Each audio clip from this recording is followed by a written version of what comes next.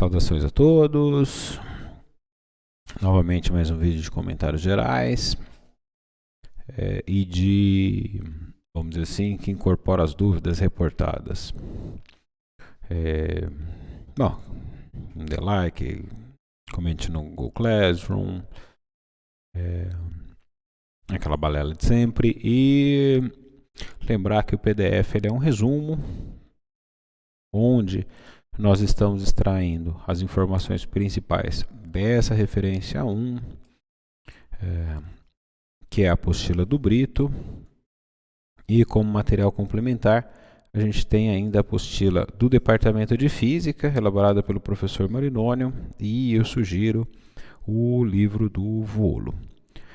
Vale lembrar ainda que são indicados os temas a serem tratados, assim também pode ser complementado esse estudo por outras referências além dessas que estão sendo apresentadas, como por exemplo aquelas referências que foram apresentadas na primeira aula, aquela aula síncrona, e que ainda, caso alguém encontre algum material na internet que possa ser interessante, tal, algum PDF e queira compartilhar comigo, ter algumas impressões e tudo mais, que eu fico à disposição também. O intuito aqui é facilitar o processo de aprendizagem, ainda que nesses tempos de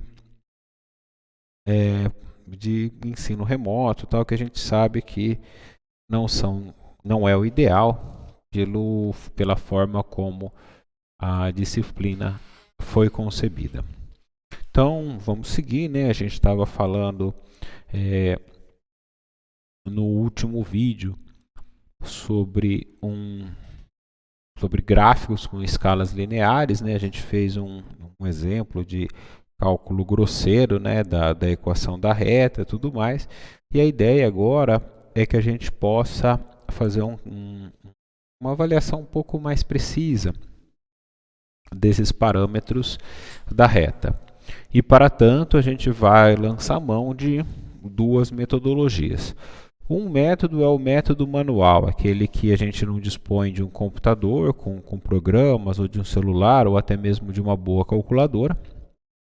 Ou seja, a gente vai fazer o nosso tratamento via papel mesmo, né? Papel, lápis. Aqui sugere caneta, mas lápis é sempre mais adequado para essa atividade. Lápis, lapiseira, borracha. E uma régua transparente. E aí a gente vai ver que a régua transparente ela tem um papel importante, por isso que sempre quando se sugere, né, nessa disciplina, a aquisição de uma régua, quase sempre a régua é transparente, tal. A gente vai entender um pouquinho disso, né, desse porquê, ao longo do desenvolvimento desse conteúdo. E o mais importante é que, por caso do método manual, esse método ele é muito dependente da habilidade do executor.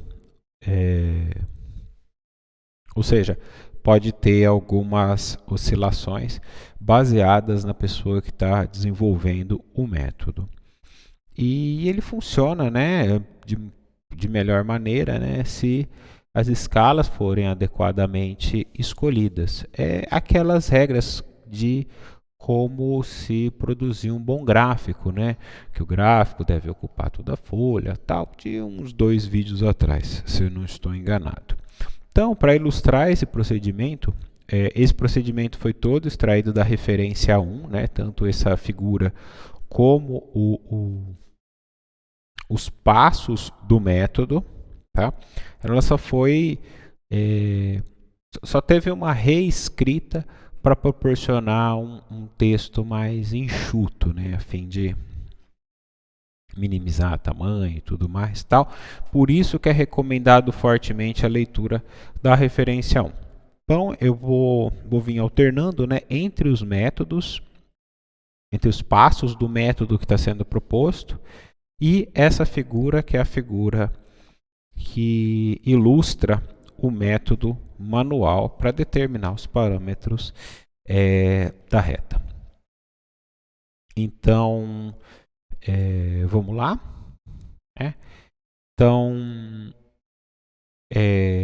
a gente vai se limitar inicialmente ao caso em que todos os pontos têm o mesmo peso, mas podem ter casos que os pontos têm diferentes pesos, tá? Então a gente vai sempre no mais simples, depois lá na frente a gente vai ver como que esses pesos eles vão ser introduzidos no cálculo. Então a primeira coisa consiste em estimar o centro de gravidade, ou seja, o x médio e o y médio. Seriam então, aqui, percebe que os pontos estão distribuídos ao longo de todo o eixo x, né? Então a gente entende que esse ponto que eu estou marcando com uma seta vermelha deve ser o ponto médio dos valores de x, e esse ponto que eu estou marcando com y deve ser o ponto médio dos valores de y. Claro que isso pode mudar de gráfico para gráfico, né? Especial porque você pode ter concentrações de pontos em determinadas regiões. Ok? E então, feito isso, a gente vai colocar a ponta do lápis ou da nossa lapiseira no ponto determinado por x médio, y médio, que é esse ponto central aqui. E para que a gente faz isso? Para que esse ponto funcione como se fosse um eixo, onde a gente possa encostar a nossa régua e poder girar a nossa régua em torno desse ponto. Tá? Ou seja, de modo que a gente consiga mover a nossa régua, né, em torno desse eixo, que é uma das partes do método. Então, coloco o lápis lá, né? Coloco o lápis no ponto x médio e y médio e apoio a régua no lápis. Gire a régua em torno do ponto x médio e y médio até que 50% dos pontos de cada quadrante estejam por cima e 50% por baixo da régua. E essa será a sua reta y igual a x mais b. Nessa alegação, deixa eu tirar esses. O autor está mencionando, né, o que é essa reta em vermelho. Então, o que ele fez foi colocar, né, a régua dele aqui em cima e buscar o que seria o ponto em que metade dos pontos ficam para cima da reta, metade dos pontos ficam para baixo da reta. Isso aqui segue muito o que a gente acabou sugerindo no vídeo anterior.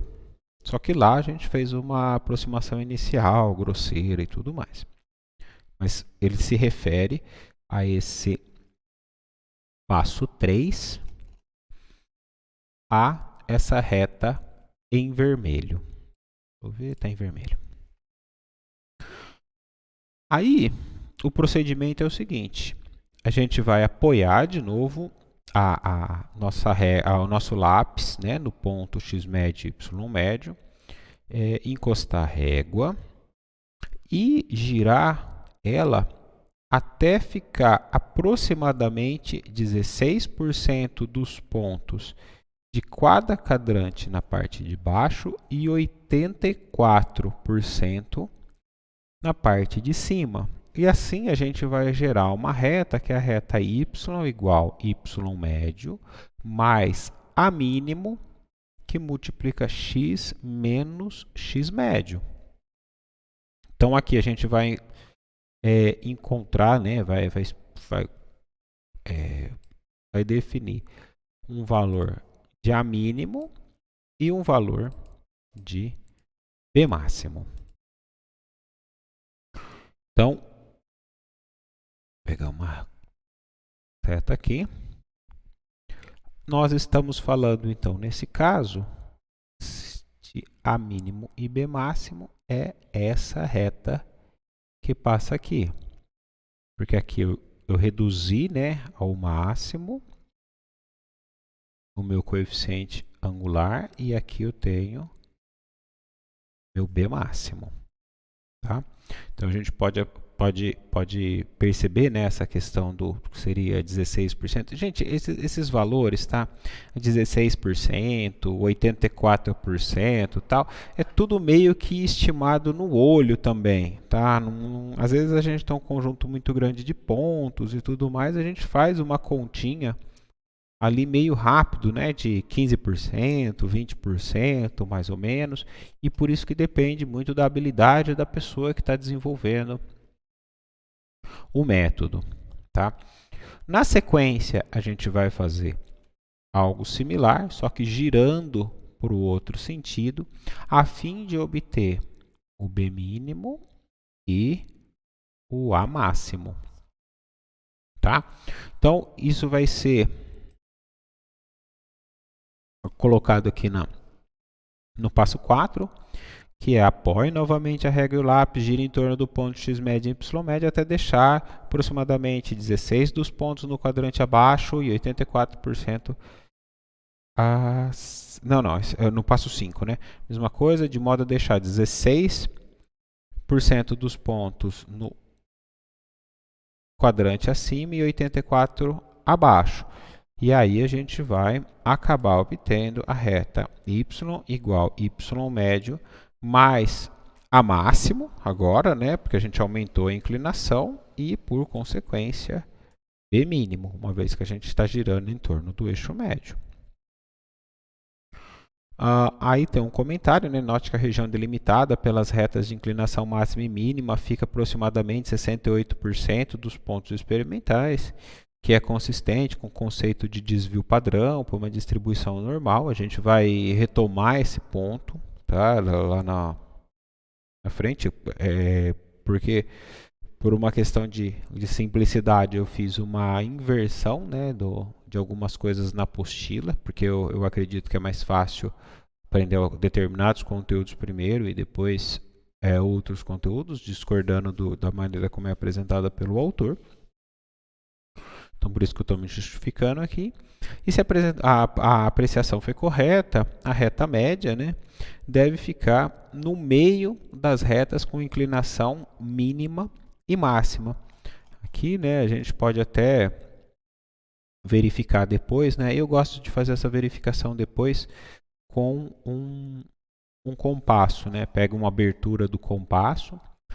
Então a gente marca um ponto aqui, né? Coloca, por exemplo, o compasso nesse ponto aqui, ele vai ter uma certa abertura, vai fazer um traço aqui, aí a gente pega a ponta seca do compasso, coloca aqui, tem uma outra abertura aqui, e esse aqui deve ser o ponto médio, né? Faz a mesma coisa lá para o outro lado e verifica se a nossa reta está passando, aquela primeira reta inicial está passando realmente nesse meinho, né?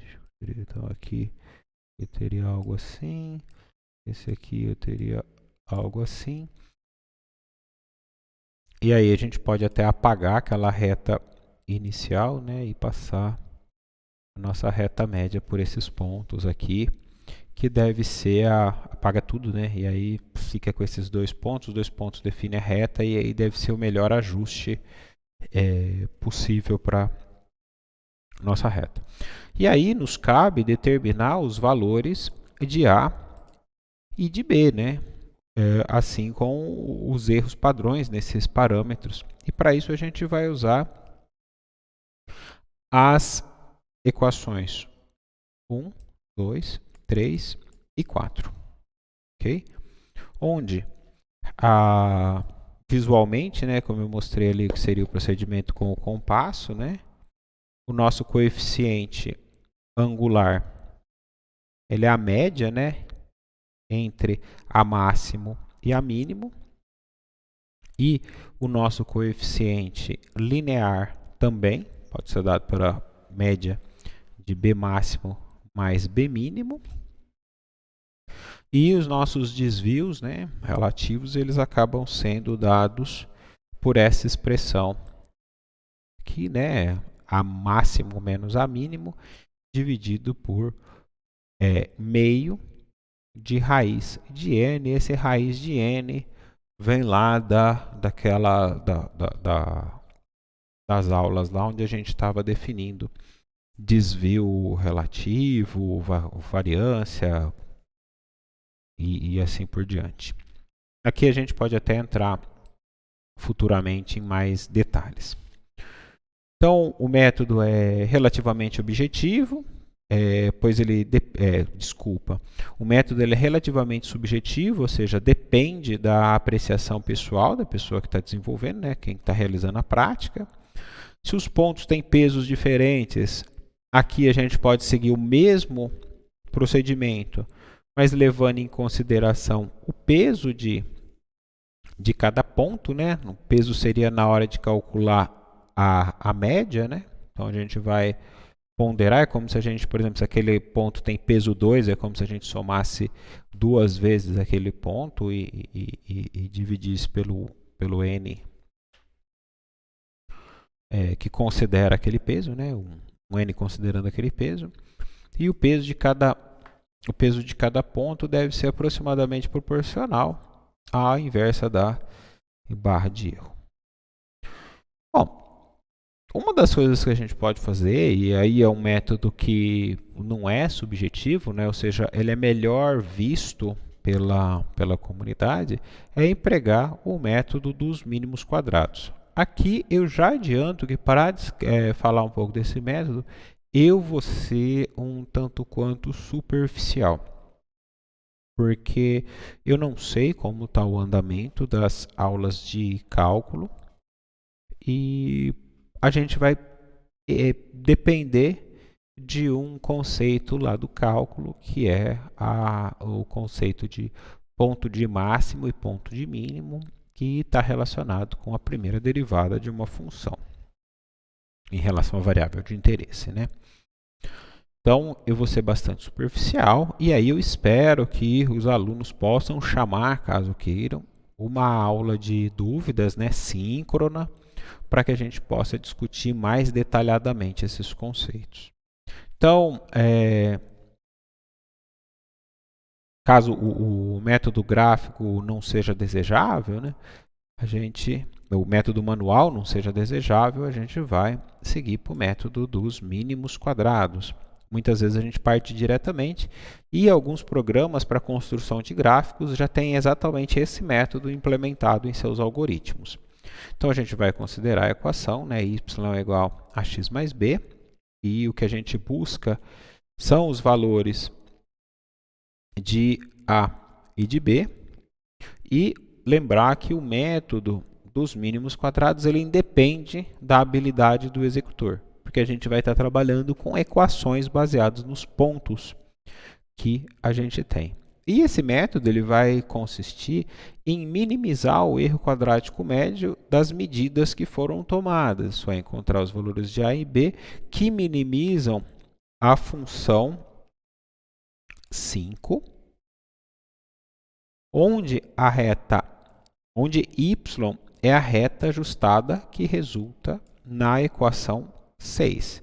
Se a gente está buscando minimizar uma função, ou seja, encontrar um valor de mínimo ou de máximo, né, da função, a gente faz a derivada. Então aqui a gente está derivando a nossa função de a e b em a, que é uma derivada parcial, né? A gente vai derivar só em relação a, é uma função de a e b, e igual a zero. E isso vai me determinar se eu tenho um ponto de máximo ou um ponto de mínimo. Não dá para saber ainda. Se eu quiser saber se é um ponto de máximo ou um ponto de mínimo, me cabe uma segunda derivada, que nesse caso não é necessário. Então aqui, né? Então aqui para minimizar a variável a, aqui para minimizar a variável b. Aqui o comentário que eu falei, né, em relação a cálculo multivariado. Então, se alguém precisar, a gente pode chamar uma aula de dúvidas e fazer uma revisão de cálculos, discutir os conceitos de cálculo, então retornar a esse problema. Mas aplicando esses conceitos de cálculo de derivação, a gente vai chegar num conjunto de equações, aqui apresentadas na forma discreta, em que já estou com a seta. A vai ser definido por n somatório de x de y de i, né, que são os pontos xy, menos somatório dos pontos x, que multiplicam o somatório dos pontos em y, né, dividido por n. Somatório é a equação que vocês estão vendo, né? Não vou escrever ela, tá? E assim a gente consegue definir os valores de a e b na equação, né? Que com a e b a gente consegue ter a equação da reta, que são os nossos parâmetros de interesse. Normalmente, essas expressões apresentadas dessa maneira, elas ficam um tanto quanto escuras para o aluno, né? Ele vê esse monte de expressão e às vezes acaba tendo dificuldade ou acaba querendo substituir tudo direto, e às vezes é um conjunto de muitos pontos e isso faz com que acabe gerando erros na execução da prática. Então, qual que é sempre a minha sugestão, né? Que a gente possa fazer isso de maneira a construir uma tabela e então calcular cada uma das partes separadamente para então fazer a substituição. E é com esse intuito que vem esse exemplo 1. Né? Nesse exemplo a gente faz um pouquinho de pontos só para ilustrar como é que funciona, né? Então eu estou sugerindo esses pontos aqui, né? X igual a 1, y vai valer 2,4. Gente, é outra coisa também que vale salientar. Esse computador que eu uso, ele é um computador que é o computador, né? Só tenho esse. Então, nesse momento de pandemia que eu não tenho ido na universidade. E como esse é o computador que eu uso para a prática de pesquisa, e na pesquisa a gente redige os artigos em inglês, né? É muito comum eu usar ponto ao invés da vírgula. Isso é algo que eu vou discutir um pouquinho mais lá para frente, mas é uma convenção do país, tá? Então, eu vou pedir nesse momento que entendam aqui onde eu estou colocando ponto, entendam um trabalho em português que deveria ser vírgula para tudo, ok? Ou seja, é que aquela coisa, né? Se vocês estiverem usando a calculadora, vocês vão ver que a calculadora normalmente está em notação americana, né? Ou que é a linguagem oficial. Então, a gente usa ponto no lugar de vírgula, tá? Então, numa prova, numa coisa assim e tal, eu já vi discussões na Olimpíada de Física, por exemplo, que as pessoas são muito criteriosas com essa questão do ponto e da vírgula. Vale lembrar, eu não sou, por causa dessas questões. Para mim deveria ser totalmente padronizado isso. Bom, seguindo, né? Então a gente tem x igual a 1, y igual a 2,4, x igual a 2, y igual a 4,1 e assim por diante, né? E a gente quer obter a equação dessa reta. Então, qual que é a primeira coisa que a gente encontra aqui na fórmula, né? Que a gente precisa ter somatório dos x, né? Somatório dos y e somatório de x vezes y. Então, o que eu prefiro fazer? Eu prefiro colocar tudo isso no gráfico, né? Então, aqui, por exemplo, eu tenho uma coluna com os meus valores de x, onde ao final eu coloco aqui, né, o somatório dos valores de x, né? 1 mais 2 dá 3, mais 3 dá 6, com 4 dá 10, que é o valor que a gente tem aqui, e que é o valor que vai ser substituído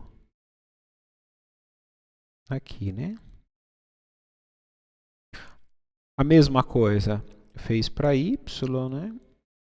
Que vai ser o valor que vai ser substituído aqui. E então, eu fiz uma outra coluna que eu multiplico x vezes y e somo todos esses valores. e esse aqui é o valor que vai ser substituído aqui. Então, o que eu quero dizer é que, ao final, quando eu vou executar a substituição, eu estou substituindo só alguns valores, né? Então, aqui são as 4 medidas, com os 55 que eu obtive daqui, com o 10 que eu obtive daqui, com o 19 que eu obtive daqui, tá? E aí me basta pegar, né, esse valor aqui que eu substituí ao quadrado, e lá era x ao quadrado, né, que foi calculado aqui, substituiu aqui, e o 4 é o valor do n. Então, dessa forma, acaba sendo mais fácil, né, de fazer as substituições. Mais fácil não, eu acho que resulta em uma... evita erros na hora do cálculo, evita copiar, ficar fazendo aqueles somatórios grandes e tudo mais, mas nada impede. Se o aluno se sente à vontade dessa maneira, não há problema nenhum. Bom, então eu encerro por aqui, espero que tenha ficado claro os conceitos, e no próximo vídeo eu acredito que a gente já deve seguir com escalas não lineares. Então, até a próxima.